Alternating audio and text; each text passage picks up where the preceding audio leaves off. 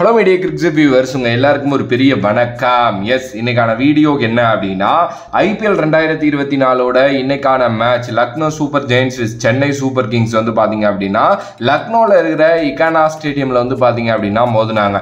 Toss வந்து லக்னோ தான் win பண்ணாங்க. வின் பண்ண உடனே நாங்கள் ஃபர்ஸ்ட் பவுலிங் எடுத்துக்கிறோம் அப்படின்னு சொன்னாங்க. சிஎஸ்கேவை பேட் பண்ண சொன்னாங்க. ரீசன் வந்து அவர் ரொம்ப சிம்பிளாக வச்சிருந்தார். என்னன்னா, மேட்ச் வந்து மேபி வந்து செகண்ட் ஹாஃப் ஆடுறப்போ டியூ வர்றதுக்கான சான்சஸ் நிறைய இருக்கு. ஸோ நாங்கள் ஃபர்ஸ்ட் பவுலிங் பண்ணோம் அப்படின்னா சேஸ் பண்ணுறப்போ எங்களுக்கு நல்லா இருக்கும் அப்படிங்கிற மாதிரி சொன்னார். ருத்ராஜ் கெய்க்வாட் என்ன சொன்னார் அப்படின்னா, இன்கேஸ் நாங்களும் டாஸ் வின் பண்ணியிருந்தோம் அப்படின்னா நாங்களும் பவுலிங் தான் எடுத்திருப்போம் அப்படின்னு சொன்னார். ஓகே, ஸோ பேட்டிங் இறங்குன அஜிங்கியா ரஹானே அண்ட் ரச்சின் ரவீந்திரா. எஸ், இன்னைக்கும் அஜிங்கியா ரஹானே தான் வந்து பார்த்தீங்க அப்படின்னா ஓப்பன் வந்தார். ரச்சின் ரவீந்திராவோட ருத்ராஜ் கெய்க்வாட் வரல. ஸோ ரச்சின் ரவீந்திரா முதல் பாலே 2வது ஓவரில் அவுட் ஆனார். ஃபர்ஸ்ட் ஓவர் வந்து பார்த்தீங்க அப்படின்னா மேட் ஹென்ரி கொஞ்சம் நல்லா போட்டார். ஓகே, அதுக்கப்புறம் ரஹானே ஒரு சைடு அடிக்க ஆரம்பிச்சாரு. ருத்ராஜ் கெய்க்வாட்டும் வந்து செட் ஆகி அடிக்க ஆரம்பிச்சாரு. பட் ருத்ராஜ் கெய்க்வாட் 17 ரன்ல அவுட் ஆனாரு. அஜிங்கியா ரஹானே தட்டி தடுமாறி 36 ரன் 24 பால்ல 5 4 ஒரு 6 அப்படின்னு அடிச்சிட்டு இருந்தாரு. ரவீந்திர ஜடேஜாவை இன்னைக்கு நம்பர் 4 அனுப்புனாங்க. என்ன அப்படின்னா, கொஞ்சம் பவர் பிளேலேயே விக்கெட் விழுந்துருச்சு, அவர் போயிட்டு நின்று கொஞ்சம் ஆடலாம் அப்படின்னு சொல்லிட்டு யோசிச்சு அனுப்புனாங்க போல. அதுக்கப்புறம் வந்து பாத்தீங்கன்னா மறுபடியும் சிவம் டுபே ரவீந்திர ஜடேஜா அப்படிங்கிற மாதிரி பார்ட்னர்ஷிப் ஆரம்பிச்சிச்சு. ஆரம்ப டைம்லேயே வந்து சிவம் டுபேக்கு நிறைய பால் கிடைக்கல. ரவீந்திர ஜடேஜா 2-2 ஓடி சிவம் டுபே வந்து பார்த்தீங்க அப்படின்னா கொஞ்சம் இதாக்கிட்டு இருந்தாரு. சிவம் டுபேக்கு பாலே கிடைக்கல. 8 பால் விளையாண்டார். அதுக்கப்புறம் அவரால் ஸ்கோர் பண்ணவே முடியலை. நல்லா ஸ்லோ பாலு, அதுக்கப்புறம் வந்து பவுன்சர் அப்படி இப்படின்னே வச்சு போட்டு விட்டாங்க. கரெக்டாக சிவம் டுபே மாட்டிக்கிட்டாரு. அதனால அவரும் 3 ரன்ல அவுட் ஆயிட்டாரு. ஓகே, ஸோ அதுக்கு அடுத்தபடியாக சமீர் ரிஸ்வி உள்ள வந்தாரு. சமீர் ரிஸ்வி 1 ரன்ல வந்து பார்த்தீங்க அப்படின்னா அவுட் ஆனாரு. கேம் முடிஞ்சிருச்சுன்னு யோசிச்சப்ப தான் ரவீந்திர ஜடேஜா அண்ட் மொயின் அலிக்குள்ள ஒரு நல்ல பார்ட்னர்ஷிப் வந்துச்சு. இவன் தான் 2 பேரும் நல்லா விளையாண்டாங்க பேட்டிங். அதுக்கப்புறம் நல்ல ஸ்கோர் எடுத்துட்டு போவாங்கன்னு யோசிச்சோம். அண்ட் மொயின் அலி கடைசியில் ஒரு 3 பால் டேக் ஆன் பண்ணார்.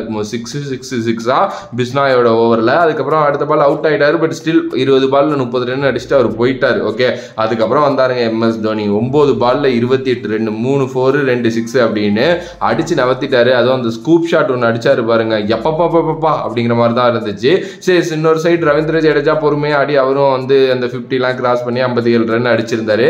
ஸோ டோட்டலா ஸ்கோர் 176 20 ஓவரில். பட் ஸ்டில் வந்து பாத்தீங்க அப்படின்னா இது 200க்கான விக்கெட், 200 ரன் அடிச்சிருந்துருக்கணும். ஏன்னா டியூ ஃபேக்டர் வருது அப்படிங்கிறது. இப்போ 176லாம் எந்த மூளைக்கு சொல்லுங்க. ஸோ அதே மாதிரி தான் அவங்களோட பேட்டிங்கும் ஆரம்பிச்சிச்சு. டிகாக் அண்ட் ராகுல் 2 பேருமே கேமை எடுத்துட்டு போய் முடிச்சிட்டாங்க அப்படின்னு சொல்லலாம். ஈவன் தோ டிகாக் 54 ரன்லையும் ராகுல் 82 ரன்லையும் அவுட் ஆயிருந்தாலும் அவங்க விக்கெட் விழுகிறப்பெல்லாம் கேம் செட் ஆகி லக்னோ சைடு போயிருச்சு. ஏன்னா சிஎஸ்கே பவுலர்ஸ்னால எதுவுமே பண்ண முடியல. பால் பேட்டுக்கு வருது, என்ன பண்ணாலும் வந்து பாத்தீங்க அப்படின்னா வந்துகிட்டே இருக்கு. இடையில ஒரு கேட்ச் ஃபீல்டிங் இது மாதிரி நிறைய நடந்துச்சு. பட் ஸ்டில் வந்து டிகாக் அண்ட் KL ராகுல் இவங்க 2 பேருக்கும் அந்த கிரெடிட்ஸை கொடுத்தே ஆகணும். ரொம்ப நல்லா பண்ணாங்க. அண்ட் பூரான் 12 பால்ல 23 ரன் அடிச்சிருந்தாரு. அவரும் நல்லா பண்ணாரு. அவரு ஒரு 3 4 ஒரு 6 கடைசியில் வந்து சும்மா ஒரு வின்னிங் நாக் ஒன்று ஆடினாரு. லக்னோ சூப்பர் ஜெயின்ஸ் 19 ஓவரில் 180 அடிச்சு வந்து இந்த கேமை வின் பண்ணிட்டாங்க.